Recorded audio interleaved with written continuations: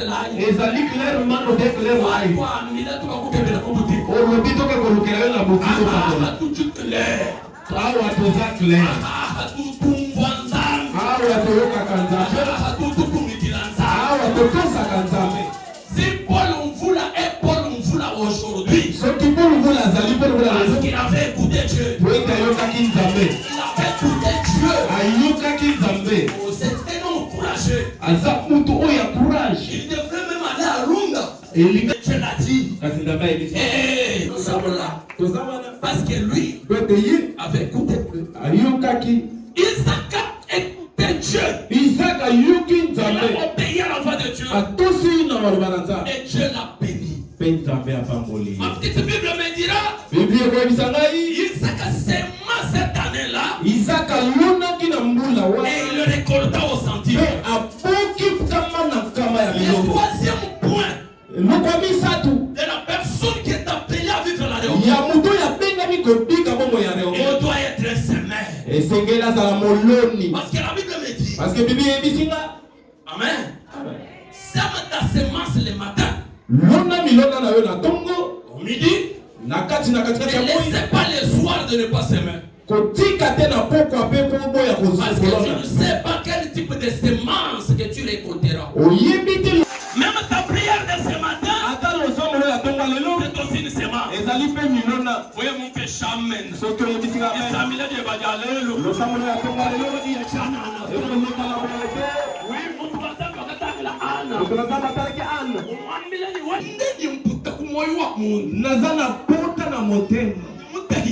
Nazoki njimilie nazali mutoyo bazochola mushinga chola mi nazali susu na valerte janombo elamba toka soki na bud na koti boina dini banda wani umtangile oya zamba na ngatalinga ojamu nungu azali kaka wana na kulo atabila ambaye akaka kapola kolata emita hatoka hapa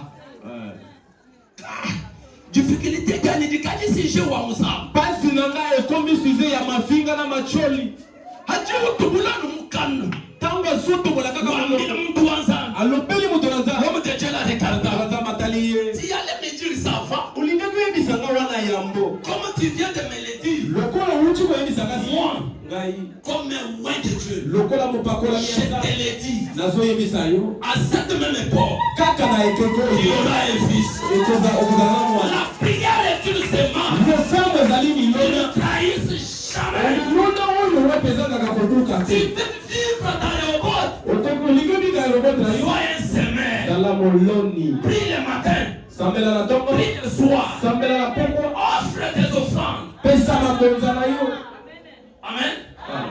Est-ce que je peux dire quelque chose en passant? Le Dieu de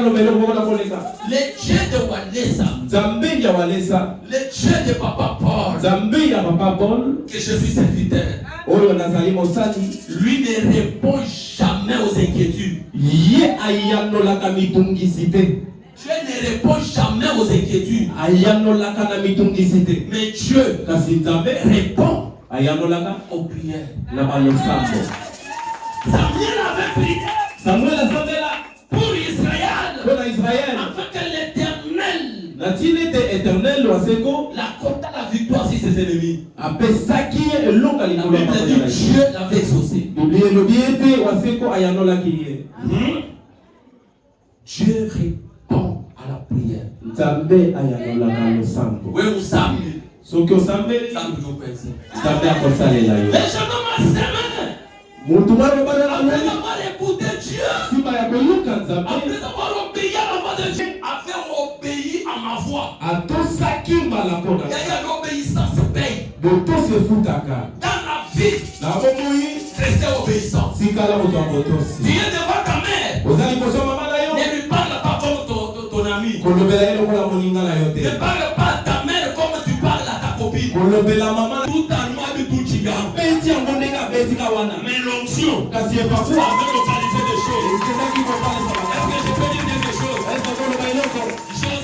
Josué, par rapport à la science, et la terre qui tourne autour du soleil, le soleil ne bouge jamais. Mais quand cet homme de Dieu s'est élevé, il dit soleil, reste là, ne bouge pas, jusqu'à ce que l'Éternel nous accorde.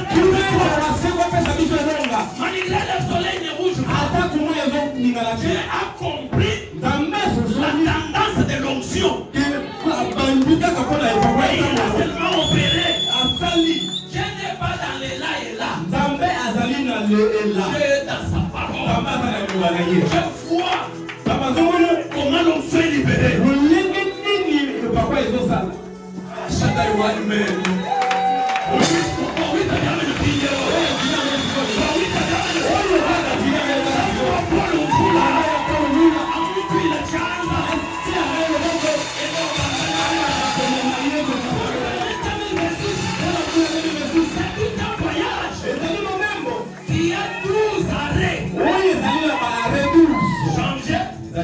Février, mars, avril, mai, juin, juillet, août, septembre, octobre, novembre, et celui du décembre.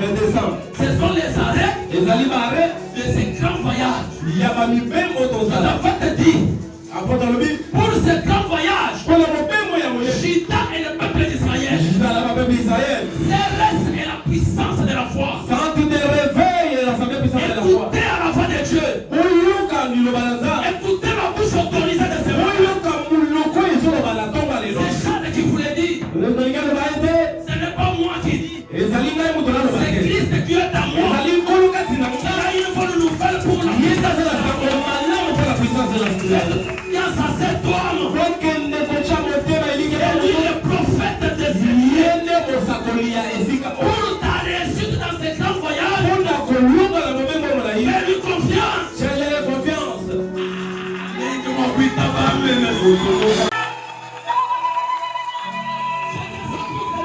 Apprendre à travailler avec détermination. Malgré des batailles, mais tu ne lâches point. Malgré la méchanceté de ton entourage.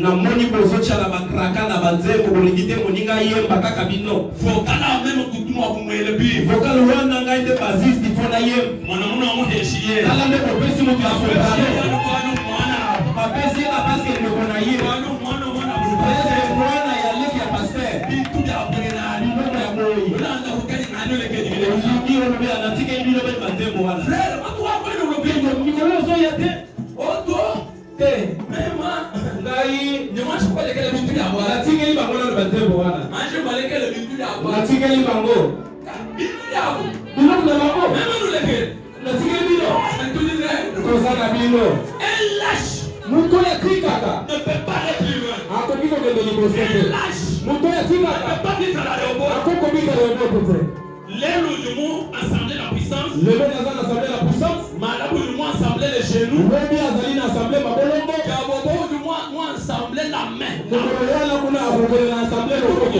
wambele ndomu le doigt mikolo oyo nakomi na misa jimbubela wewa azopesa yo conseil azopesa yo toli olingi bika robot ne sois pas lâche kotikaka te reste à ton poste tikala na esika na yo travaille avec une détermination sala mosala na détermination même dans les domaines des affaires que tu ata na makambo oyo ozosala reste déterminé tikala déterminé même dans l'œuvre de Dieu ata na mosala za la tempête surviendra mopepe ekoki kolia toi kasi yo lorsque tu seras déterminé ntango okozala déterminé tu dois les surmonter okotileka likolo nango est-ce que je parle à quelqu'un est-ce que je parle à quelqu'un il va avancer mais ce que tu fais que chacun est appelé à faire ce qu'il faut faire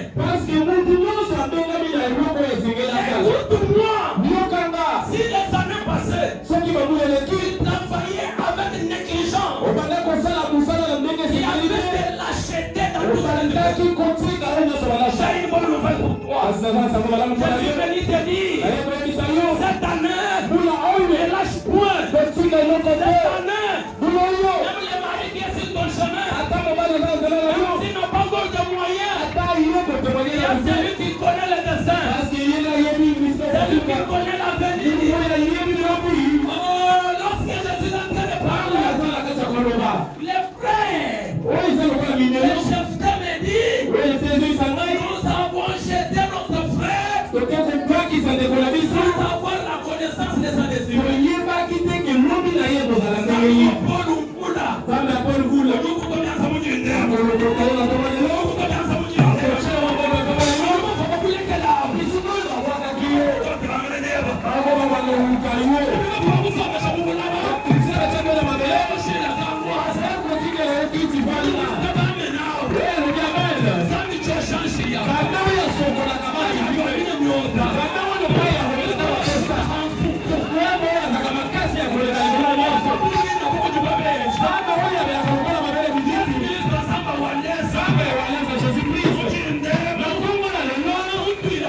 libération.